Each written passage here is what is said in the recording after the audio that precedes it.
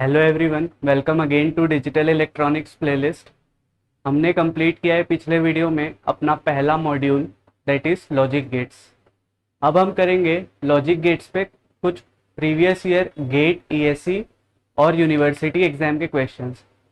तो पहले हम देखते हैं कि यूपीएससी में इंजीनियरिंग सर्विसेज एग्जाम्स में क्या क्वेश्चंस पूछे गए हैं लॉजिक गेट्स में। उसके बाद गेट के कुछ क्वेश्चंस करेंगे, means previous year all questions GATE के करेंगे और यूनिवर्सिटी लेवल एग्जाम्स के। तो स्टार्ट करते हैं UPSC ESC question series. First question, the given figure shows a NAND gate and its input waveform A and B. This is a NAND gate whose two inputs are A and B and output is X. Waveform for A is this and for B is this. The correct output waveform X of the gate is. We have to find the output waveform, that is waveform for X. What is the logic for AND gate? NAND gate. For 0 0 it gives 1.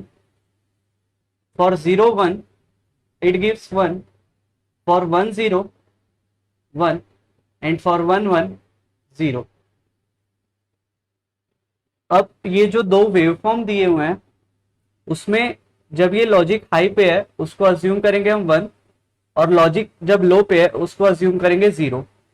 Means by default हम positive logic digital system ही assume करेंगे। What is positive logic digital system and negative logic digital system, ये previous videos में हमने देखा था। By default किसी भी question में अनटिल मेंशन है, लॉजिक हाई को अपन 1 अज्यूम करेंगे और लॉजिक लो को अज्यूम करेंगे 0। तो ये क्या होगा, 0 1 0 1 0 1 0 1 और वेवफॉर्म बी क्या है 1। स्टार्टिंग में ये 1 है logic high, and 0 0 0 0 then 1 then 0 then 1। तो अब 0 और 1 के लिए क्या होगा, लॉजिक 1, ये x का वेवफॉर्म। 1 और 0 के लिए 1, 0 0 के लिए भी 1, 1 0 के लिए 1, 0 0 के लिए 1। जब ये दोनों 1 1 होंगे तब आउटपुट x 0 होगा। तो 0 को ऐसे डाउन लॉजिक लो से रिप्रेजेंट करते हैं, और 0 0 के लिए फिर लॉजिक 1 होगा और 1 1 के लिए लॉजिक 0। तो ये वेवफॉर्म होगा x का। This is the answer. जिस भी ऑप्शन में ये सिमिलर वेवफॉर्म दिखेगा उसको मार्क कर देंगे। नेक्स्ट देखते हैं question number 2। The output y of the given circuit is. This circuit is given. इसमें 3 XOR गेट्स हैं such that पहले वाले XOR गेट का दोनों इनपुट x है, दूसरे XOR गेट का एक इनपुट x है और दूसरा इनपुट फर्स्ट XOR गेट का आउटपुट है। वैसे ही तीसरे XOR गेट के लिए जो सेकेंड XOR गेट का आउटपुट है वो एक इनपुट है और दूसरा इनपुट है x। ये इनपुट x है और ये x है। तो हमें फाइंड करना है y। y के पहले मतलब y फाइंड करने के लिए फर्स्ट लॉजिक गेट का आउटपुट पहले फाइंड करना पड़ेगा और सेकेंड लॉजिक गेट का। तो फर्स्ट का आउटपुट क्या होगा, x XOR विद x। अब हमने XOR गेट के वीडियो में देखा था कि XOR गेट जो होता है वो इनइक्वालिटी डिटेक्टर होता है। मीन्स जब इनइक्वल इनपुट्स होंगे तब वो 1 प्रोवाइड करेगा और इक्वल इनपुट्स के लिए प्रोवाइड करेगा 0। तो ये x और x दोनों इक्वल है तो इसका आउटपुट होगा 0, इसका XOR ऑपरेशन होगा 0। फर्स्ट XOR गेट का आउटपुट आया 0। अब सेकेंड XOR गेट का आउटपुट क्या होगा, 0 XOR with x, means 0 dot x complement plus x complement dot 0, 0 dot x complement plus 0 complement dot x। 0 multiplied by something is 0 plus complement of 0 is 1 dot x, 1 dot x is x, so finally its output is x. Output of second XOR gate is x। अब third XOR gate में again क्या हो रहा है, third XOR gate का output क्या है y। y is equal to x XOR with x। अब ये x और x इक्वल है और XOR गेट इक्वालिटी को डिटेक्ट करता है, तो इसका आउटपुट हो जाएगा 0। नेक्स्ट देखते हैं question number 3। This question was asked in ESE 2000। Which of the following circuit is the minimized logic circuit for the circuit shown in below figure? ये सर्किट क्वेश्चन में दिया हुआ है और इसका मिनिमाइज्ड वर्जन क्या होगा, इसका मिनिमाइज्ड सर्किट क्या होगा।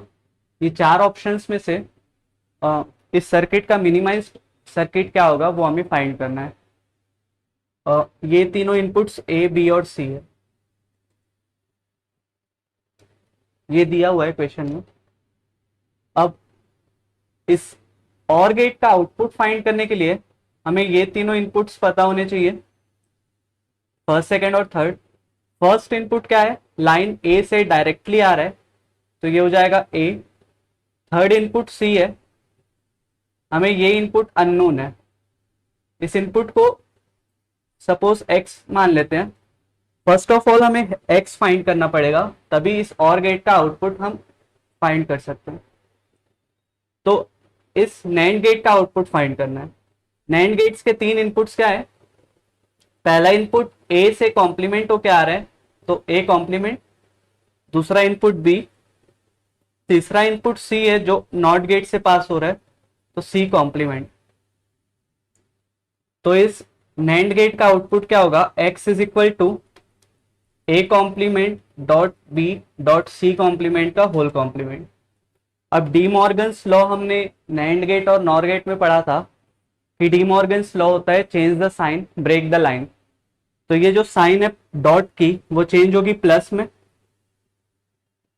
ये तीनों वेरिएबल्स ऐसे ही है, A complement B C complement. ये डॉट प्लस में चेंज हो गया।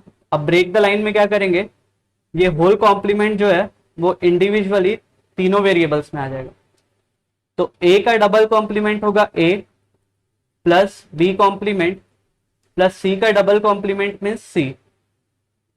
अब इसका फाइनल आउटपुट Y क्या होगा, Y is equal to A plus X plus C। और गेट के लिए यही एक्सप्रेशन होता है। तो A plus what is X, A plus B complement plus C, A plus B complement plus C plus C। So A plus A is A plus B complement plus C is C। इसको ऐसे visualise कर सकते हैं, A plus A होगा या फिर C plus C होगा।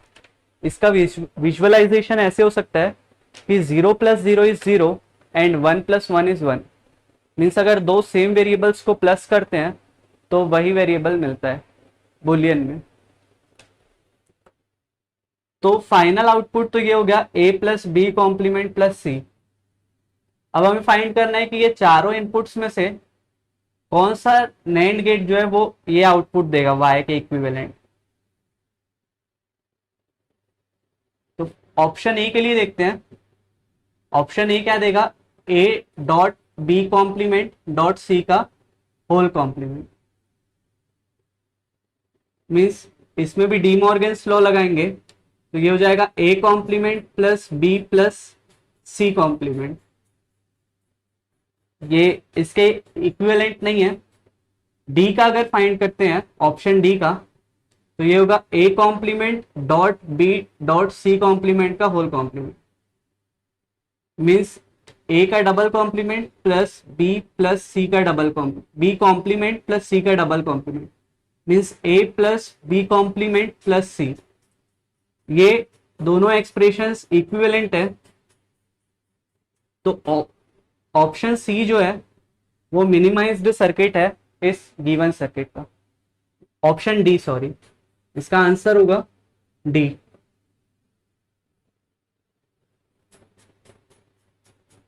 सी, यहां एक चीज नोटिस करने की है कि मैं ऑप्शन ए को सॉल्व करने के बाद डायरेक्टली ऑप्शन डी में क्यों जंप किया, क्योंकि ऑप्शन ए का जो एक्सप्रेशन आ रहा था A complement plus B plus C complement, और हमें किस एक्सप्रेशन से मैच करना है, A plus B complement plus C। तो इसमें जिसमें कॉम्प्लीमेंट नहीं लगा हुआ है इस ऑप्शन में उसमें कॉम्प्लीमेंट लगा हुआ है, और जिसमें कॉम्प्लीमेंट लगा हुआ है उसमें कॉम्प्लीमेंट नहीं है।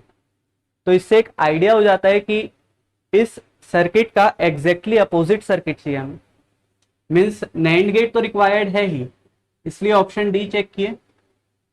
आई एम सॉरी, इसका आंसर ना बी होगा, क्योंकि ये एंड गेट है।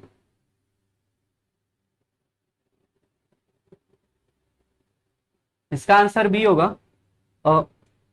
नैंड गेट तो रिक्वायर्ड है ही होल कॉम्प्लीमेंट के लिए, और इसमें जिसमें बबल प्रेजेंट नहीं है, अगर उसमें बबल प्रेजेंट हो और जिसमें बबल प्रेजेंट है उसमें प्रेजेंट ना हो, तो हमें वही एक्सप्रेशन मिल जाएगा जो इस गिवन सर्किट का मिनिमाइज्ड एक्सप्रेशन है। तो इस तरह से इसमें एक मिस्टेक हो गया था।